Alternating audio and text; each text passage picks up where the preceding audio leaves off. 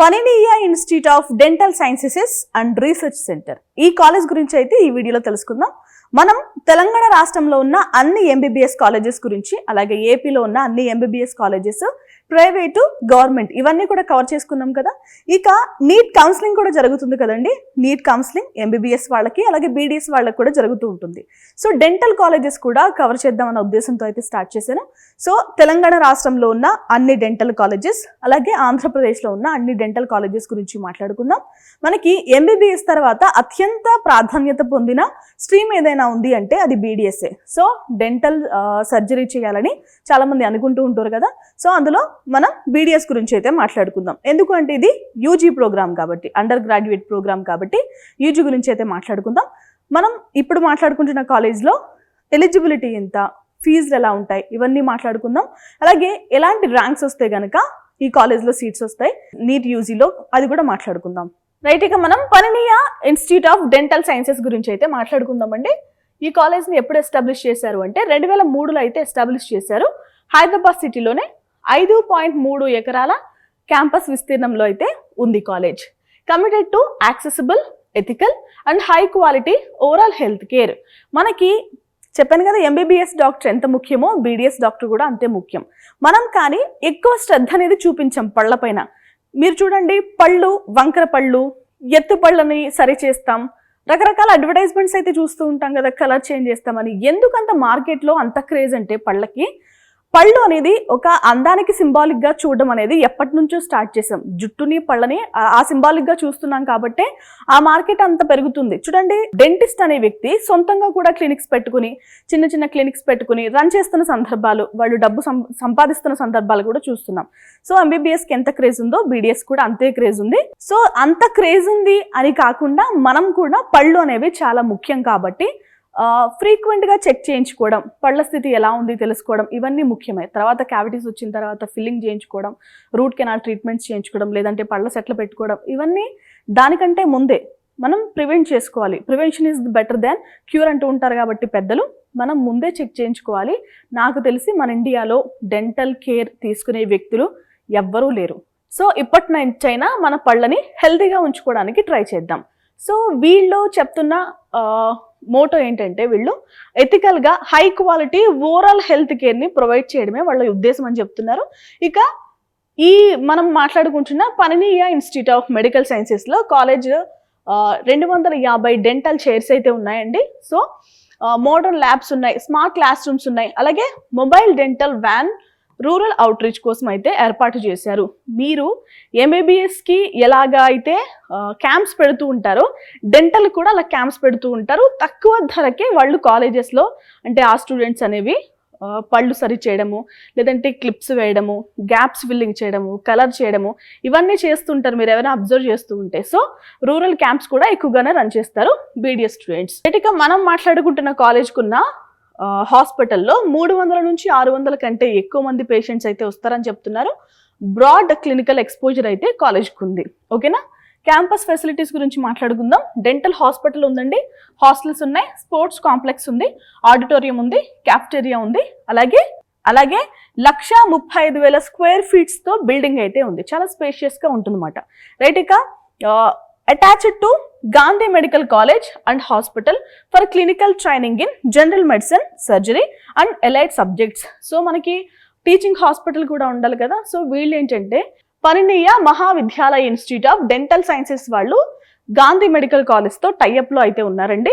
దేనికంటే జనరల్ మెడిసిన్కి, అలాగే సర్జరీస్కి, అలైడ్ సబ్జెక్ట్స్కి వాళ్ళైతే ఈ గాంధీ హాస్పిటల్తో టైఅప్లో ఉన్నారు. ఓకేనా, రైట్, ఇక హోలిస్టిక్ లెర్నింగ్ పైన వీళ్ళైతే ఫోకస్ చేశారు.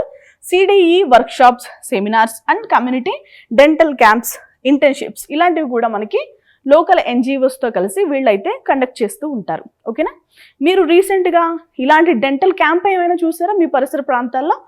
చూస్తే కనుక కామెంట్ చేయండి. నెక్స్ట్ అసలు బీడీఎస్ చేయాలి అంటే, డెంటల్ సర్జరీ చేయాలి అంటే కనుక ఎలిజిబిలిటీ ఏంటి మాట్లాడుకుందాం. మనకి బీడీఎస్ ఎన్ని రకాలు ఉంటాయండి?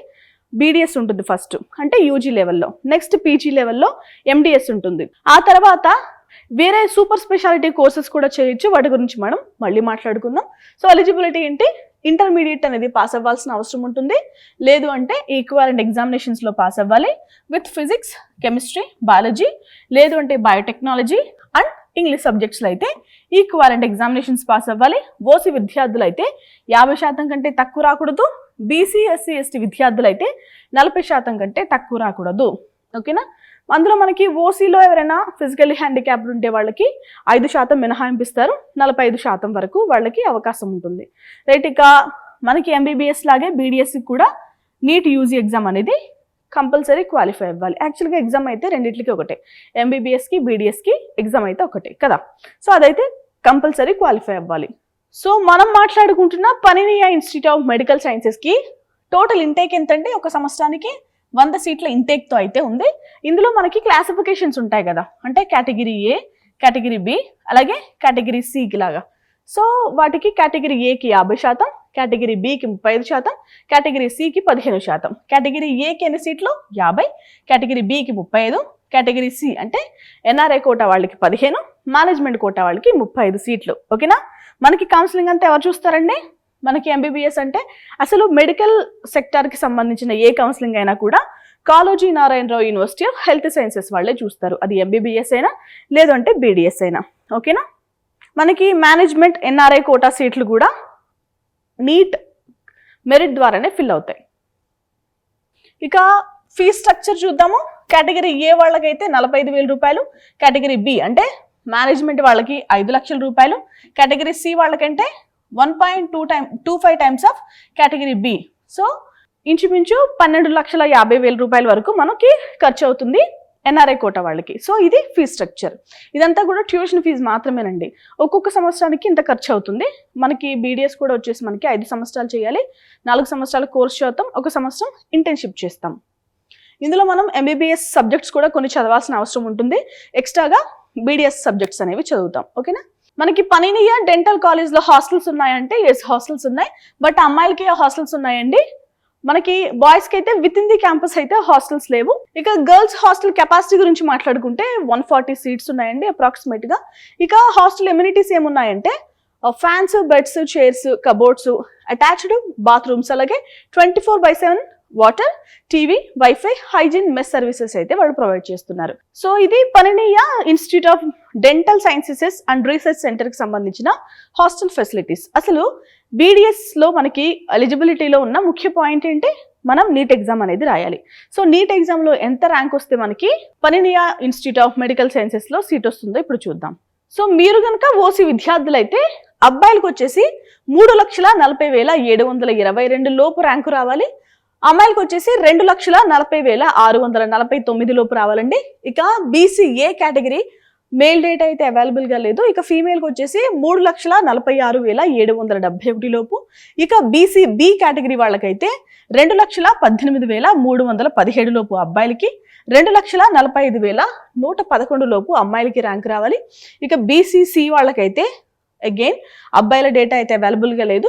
అమ్మాయిలకు వచ్చేసి 3,28,010 లోపు ర్యాంక్ రావాలి. బీసీడి వాళ్ళకైతే అబ్బాయిలకు వచ్చేసి 2,40,763 లోపు, అమ్మాయిలకు వచ్చేసి 2,42,435 లోపు ర్యాంకు రావాలి.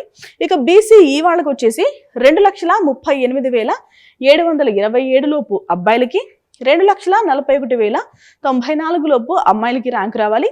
ఇక ఎస్సీ కేటగిరీ వాళ్ళకైతే 3,27,665 లోపు అబ్బాయిలకి, 3,28,160 లోపు అమ్మాయిలకి ర్యాంక్ రావాలి. ఇక ఎస్టీ వాళ్ళకైతే 3,06,092 లోపు అబ్బాయిలకి, 3,09,472 లోపు అమ్మాయిలకి ర్యాంక్ రావాలి.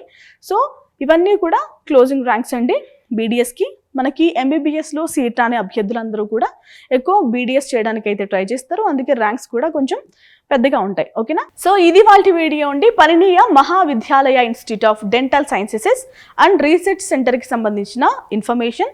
సో మరొక వీడియోతో మళ్ళీ కలుద్దాం. అందులో మరొక డెంటల్ కాలేజ్ గురించి మాట్లాడుకుందాం. Thank you.